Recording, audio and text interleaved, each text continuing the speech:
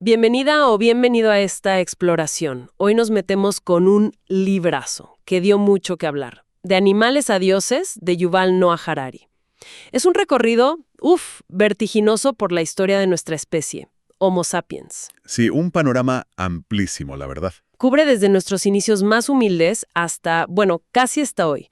Pero hoy queríamos enfocarnos en una idea central, que a mí me parece fascinante y hasta un poco chocante, que propone Harari. ¿Cuál sería esa idea? Que lo que realmente nos une como humanidad, lo que nos permitió crear, civilizaciones enormes, no es tanto la lógica pura o la biología, sino nuestra capacidad increíble para creer juntos, en historias, en cosas que no existen fuera de nuestra imaginación compartida. Ajá, los famosos órdenes imaginados. Pero tan poderosas.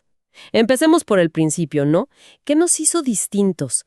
Harari nos lleva a la sabana, hace miles y miles de años. Habla de la revolución cognitiva. Ese cambio clave hace unos 70.000 años en cómo pensaba y se comunicaba el Homo sapiens. ¿Fue un antes y un después? Claro, y uno piensa, el cerebro, nuestro gran cerebro. Pero Harari dice, ojo, que no fue una ventaja tan directa al principio. De hecho, era caro de mantener. Carísimo. Un cerebro así consume una barbaridad de energía. El 25% de la energía del cuerpo en reposo, imagínate. Comparado con el 8% de otros simios. O sea, más tiempo buscando comida. Y encima, músculos más débiles. Curioso, ¿no? En la sabana, frente a frente, un chimpancé nos daba una paliza. Sí, y ahí está la comparación clave que hace con los chimpancés. Ellos cooperan, claro, pero a escala chiquita. Basado en conocerse, no. Exacto. Contacto íntimo, diario. Se acicalan, comparten comida, alianzas muy personales. Eso limita el tamaño del grupo. A unas pocas decenas, como mucho. Incluso el famoso macho alfa no siempre es el más grandote. ¿Ah, no? No necesariamente. Es más bien el que mejor sabe tejer esa red social, el que lidera una coalición estable, digamos. Entiendo. Entonces, si no era solo el cerebro gigante ni la fuerza bruta, ¿cuál fue el truco? Aquí es donde, para mí, se pone buenísimo. Harari dice que la clave fue un lenguaje nuevo. Ajá. No solo para avisar de peligros o comida, sino para hablar de cosas que no ves, que no tocas. Exactamente eso. La capacidad de hablar de abstracciones, de entidades que solo existen porque todos nos ponemos de acuerdo en que existen. Espíritus, tótems, dioses. Y más tarde, Claro. Cosas como naciones, derechos humanos, dinero, corporaciones, todo eso. Es esa habilidad para crear y sobre todo para creer juntos en esas realidades imaginadas lo que nos hace únicos. Pero a ver, ¿por qué es tan potente creer en esas historias? ¿Cuál es la ventaja evolutiva, digamos? La ventaja es gigantesca. Permite la cooperación flexible y a una escala masiva, entre miles, millones de personas que no se conocen de nada. Claro. Pensemos en un país hoy, o en una iglesia mundial, o una multinacional tipo, cualquiera. Funcionan porque millones de extraños comparten una creencia. Creen en las mismas leyes, o los mismos dioses, o los mismos valores. Exacto, aunque no conozcan personalmente ni al 0.01% de los demás miembros. Esa creencia compartida genera confianza y permite actuar juntos. Es el pegamento social a gran escala. El libro da ejemplos muy variados, ¿no? Se va para atrás a los cazadores-recolectores. Sí, habla de sus creencias animistas. Para ellos, el mundo estaba lleno de espíritus, de intenciones. Las rocas, los árboles, los animales, todo tenía conciencia. Y se podía hablar con ellos, interactuar. Claro, y esas creencias no eran cuentos para dormir. Dictaban normas, tabúes, rituales, o sea, estructuraban cómo cooperaban entre ellos y con su entorno. Y de ahí, Harari da un salto de miles de años y analiza algo que parece totalmente distinto, pero que él dice que funciona con la misma lógica. Una corporación moderna. Pone el ejemplo de Peugeot. Suena raro al principio, ¿no? Comparar espíritus de ríos con una fábrica de autos. Un poco, sí. Pero la lógica de fondo es parecida. Peugeot, la empresa, no es sus edificios, ni sus autos, ni siquiera sus empleados o accionistas tomados uno por uno. Es lo que el libro llama una ficción legal. Una entidad imaginaria creada por las layas y por nuestra creencia colectiva. Tal cual. Una entidad con derechos, con obligaciones y con algo clave: la responsabilidad limitada. Esto es una genialidad y bastante reciente en la historia humana. A ver, expliquemos eso de responsabilidad limitada. ¿Por qué es tan importante? Bueno, imagínate antes. Un artesano, no sé, Juan el Zapatero, pedía plata prestada para su taller. Si el negocio iba mal, cataplasma. Respondía con todo lo suyo. Su casa, sus herramientas... Todo. Todo. Podía terminar en la cárcel por deudas. Él y su familia en la ruina. La sociedad de responsabilidad limitada, en cambio, crea como un escudo, una entidad separada. Ah, claro. Si Peugeot quiebra, bueno, los que pusieron plata, los inversores, pierden esa plata. Pero sus casas, sus otros bienes, eso está a salvo, protegido. Entiendo. ¿Y eso permite? Permite tomar riesgos mucho mayores, invertir fortunas, crear empresas gigantescas, porque esa historia de la responsabilidad limitada, en la que todos creemos, hace que las consecuencias económicas sean reales y, bueno, manejables. Es increíble cómo una historia legal moldea la economía de esa manera. Y si nos vamos de nuevo para atrás, otro ejemplo fuerte que analiza es el Código de Hammurabi, babiloniano, hace casi 4000 años. Uf, sí. El Código de Hammurabi es un caso de estudio perfecto, un orden imaginado basado en la jerarquía pura y dura. Pero presentado como palabra divina, ¿no? Exacto, como un decreto de los dioses mesopotámicos, Anu, Enlil, Marduk, para que haya justicia y orden en el mundo. Palabras mayores. Pero la justicia no era igual para todos, me parece. Ni cerca. El código dividía a la gente, explícitamente, en clases. Estaban los Awilum, que eran como los nobles o superiores, los Mushkenum, la gente común, los plebeyos, y los Wardum, los esclavos. 3 categorías bien definidas. Y además una jerarquía de género clarísima. Lo más impactante es cómo le ponía precio diferente a la vida o incluso a partes del cuerpo, según tu clase y tu género. ¿Cómo es eso? Por ejemplo, si le sacabas un ojo a un Awilum, a un superior, la multa era altísima. Si se lo sacabas a un plebeyo, mucho menos, y a un esclavo, bueno, casi nada. La vida de una mujer plebeya valía menos que la de un hombre plebeyo. Era un sistema social completo, basado en una jerarquía que decían que era natural, divina, y estaba escrita en piedra. Sí. Es fuerte pensar que una idea, una clasificación inventada, se tradujera en cuánto valía tu ojo o tu vida. Y Harari dice que este patrón de justificar jerarquías se repite a lo largo de la historia. Totalmente. Ese es un punto central del libro. Estos órdenes imaginados, sean religiosos como el de Hammurabi, o seculares como, no sé, nuestras ideas sobre la nación o la economía, no son verdaderos objetivamente, como la ley de la gravedad, digamos. Claro, no es física. ¿No? Su poder está en la intersubjetividad, o sea, en que muchísima gente cree en ellos al mismo tiempo.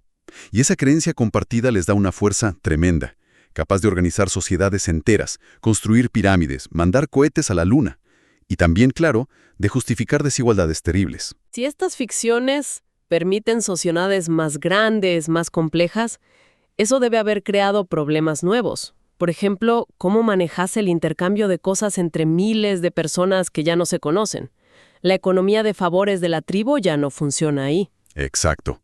El trueque puro, te cambio mis gallinas por tu lanza, se vuelve súper ineficiente. ¿Qué pasa si el de la lanza no quiere gallinas justo ahora? Ahí es donde entra otra ficción compartida que es, bueno, absolutamente fundamental. El dinero. El dinero, exactamente. Que al principio, según cuenta Harari, no era como las monedas de ahora. En Mesopotamia usaban cebada. Sí, tenía una ventaja, te la podías comer. Valor intrínseco, digamos. Pero claro, era un incordio, pesada, difícil de guardar, se podía echar a perder. Un lío. Un lío. El gran salto fue empezar a confiar en algo que no tenía un valor útil en sí mismo. Algo cuyo valor era puramente simbólico, basado en la confianza de todos. Como la plata. Primero la plata, sí, medida el peso. El siglo mesopotámico, por ejemplo, no era una moneda redondita, era una medida. 8,33 gramos de plata. La confianza estaba en el metal mismo. Y después sí vinieron las monedas acuñadas, con la cara del rey o algún símbolo. Claro, eso fue después, como en el siglo VII a.C. Y eso añadió otra capa de confianza, la garantía de un poder político. La cara del rey era como una promesa. Esto pesa tanto y es de plata buena. Una firma, digamos. Algo así. Pero lo más loco del dinero, y Harari lo recalca mucho, es cómo se convirtió en el sistema de confianza mutua más universal de todos. Más que las religiones o los imperios. Muchísimo más, en cierto modo práctico. Pensá que culturas que se detestaban, que adoraban dioses enemigos, que estaban en guerra, Usaban la misma plata. aceptaban las mismas monedas de oro y plata.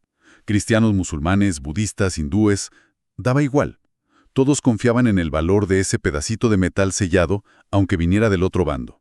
Es una realidad puramente intersubjetiva, basada casi por completo en nuestra imaginación colectiva. Quizá la ficción más exitosa de la historia, porque casi todos creemos en ella. Queda clarísimo el poder de estas ficciones, para unir, para coordinar. Pero el libro también es muy directo. Estas ficciones no son neutrales, no. Muchas veces sirven para justificar y mantener jerarquías que hoy nos parecen terribles. Sí, totalmente. A lo largo de la historia, muchísimas de estas ficciones compartidas han servido para clasificar a la gente. Hombre-mujer, libre-esclavo, noble-plebeyo, blanco-negro, lo que sea. Y a cada categoría, derechos y oportunidades distintas. Exacto. Y lo peor es que muchas veces se presentaban esas diferencias como si fueran naturales, ordenadas por Dios o basadas en la biología. Aristóteles justificaba la esclavitud hablando de gente con naturaleza servil, y ni hablar de las teorías raciales que se inventaron siglos después para justificar el colonialismo o la esclavitud. Hay un análisis que me llamó mucho la atención sobre la esclavitud africana en América, que no surgió principalmente del racismo, como uno podría pensar de entrada. Efectivamente, Harari argumenta que los factores iniciales fueron más bien prácticos, económicos y hasta biológicos, por decirlo así. Ya existía un mercado de esclavos en África, eso es cierto. Ajá. Pero lo crucial fue que los africanos de ciertas zonas tenían más resistencia genética a enfermedades como la malaria o la fiebre amarilla, enfermedades que mataban como moscas a los europeos en las plantaciones del Caribe, o de Brasil, o del sur de Estados Unidos.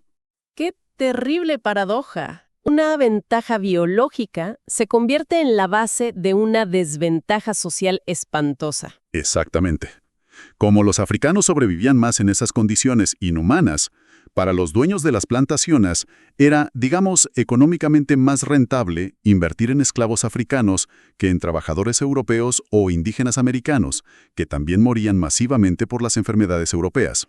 Entonces, la ideología racista vino después. Claro. Fue después de que esa jerarquía brutal se estableció por razones más bien prácticas y económicas, que se desarrollaron y se difundieron las ideologías y los mitos racistas para justificarla, para decir que era algo natural, inevitable, hasta querido por Dios. La ficción racista sirvió para apuntalar una realidad económica y social preexistente. Y menciona también que más acá en el tiempo, cuando el racismo biológico empezó a ser mal visto, surgió otra cosa, el culturismo. Sí, es una idea más sutil quizás. La noción de que hay diferencias culturales tan profundas, tan insalvables, que justifican tratar a ciertos grupos de forma distinta. Es otra manera, a veces igual de dañina, de crear y mantener jerarquías basadas en ficciones sobre un nosotros y un ellos. Ahora, si estos órdenes imaginados son tan poderosos y a menudo tan injustos, ¿estamos condenados a vivir dentro de ellos? ¿No cambian nunca? Por suerte, no. Y acá entra otra idea súper interesante del libro. Las culturas humanas no son bloques de cemento, no son estáticas. Están siempre cambiando, moviéndose. Y llenas de contradicciones internas. Contradicciones. ¿Cómo cuáles? Bueno, pensá en nuestra sociedad moderna, por ejemplo.